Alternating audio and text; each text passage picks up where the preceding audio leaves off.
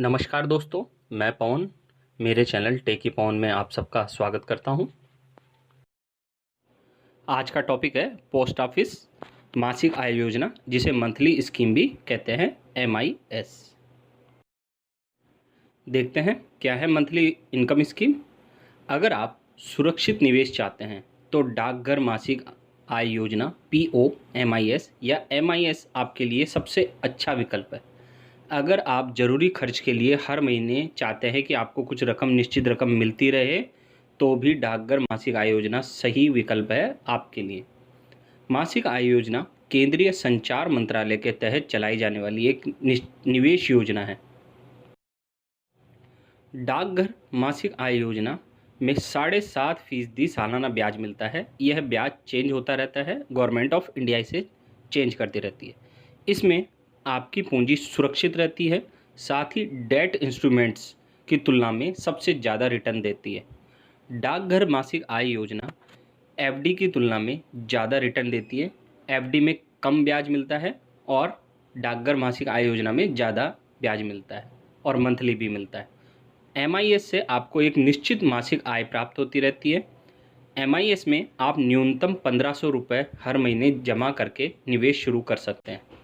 डाकघर मासिक आय योजना का फ़ायदा NRI और हिंदू अविभाजित फैमिली कभी नहीं ले सकते हैं। अभी तक ऐसा नियम नहीं है।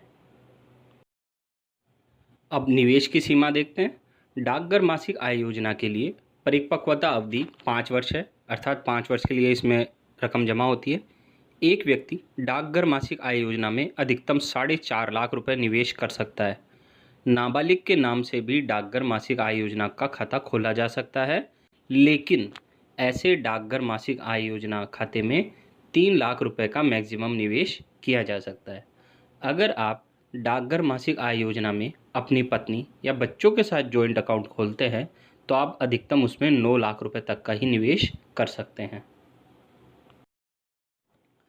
अब इस योजना के प्रमुख बिंदु देखते हैं। नंबर 1, इस स्कीम के लिए मैच्योरिटी पीरियड 5 साल का है, लेकिन इसे आगे भी 5-5 साल के लिए और बढ़ाया जा सकता है।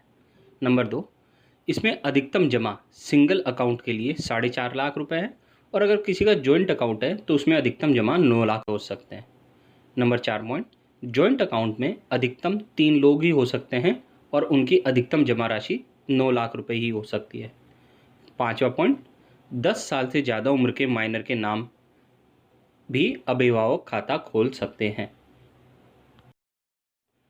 अब देखते हैं कैसे कैलकुलेट होती है मंथली इनकम। इस स्कीम के तहत आपको एक बार ही निवेश करना होता है।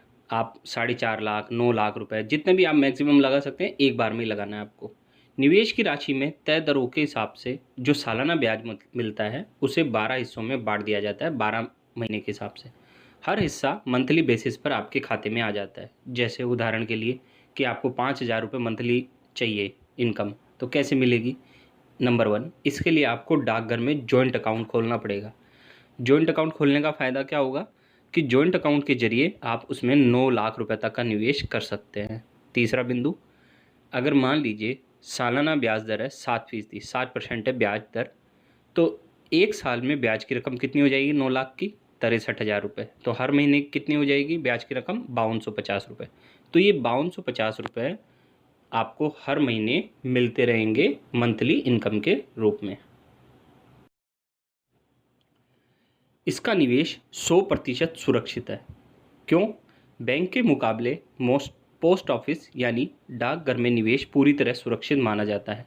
बैंक के डिफ़ॉल्ट होने की स्थिति में, बंद हो जाने की स्थिति में, उसमें जमा 5 लाख रुपए तक की ही बीमा गारंटी होती है, अर्थात आपके उसमें कितने भी रुपए हों लेकिन मिलेंगे आपको 5 लाख रुपए बैंक में।